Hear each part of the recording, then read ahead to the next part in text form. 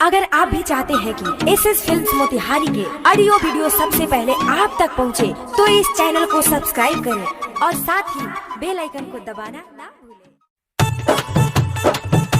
कोई हो पाता कवनो कवनो लइका के भेज के जाइबो समझ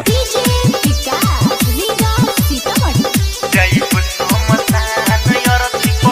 लागिए जान आजुई की रात में खा नाई मोठ कोरा काल हुए हो जाई ताहर शादी जान आजुए की रात में खा नाई मोठ कोरा काल हुए हो जाई ताहर शादी जान कोइली हो पाता कौनो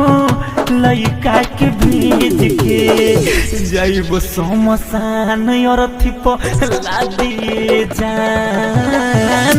कोइली हो पाता कौनो लइका के भेज के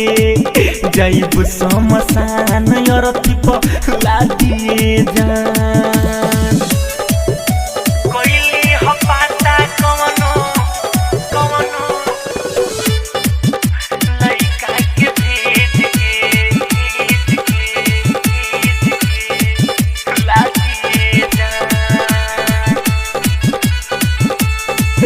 होई जाए माला तो हम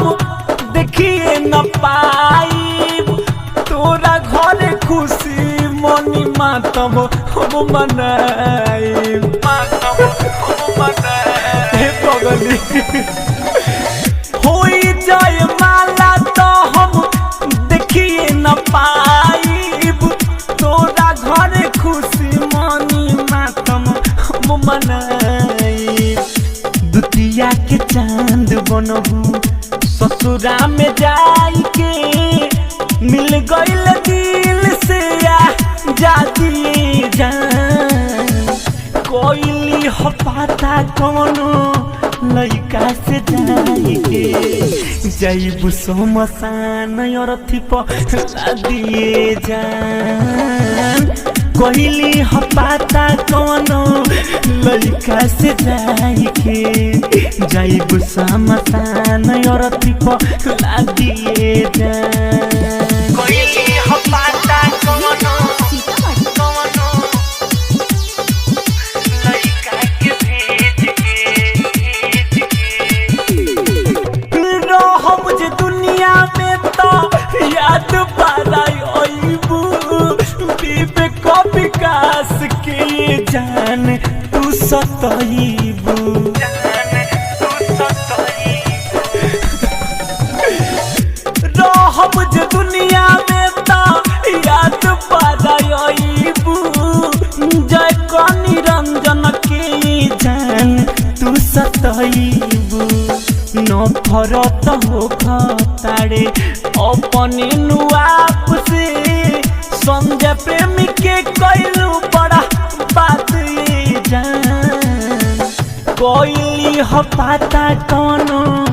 लइका से पूछ के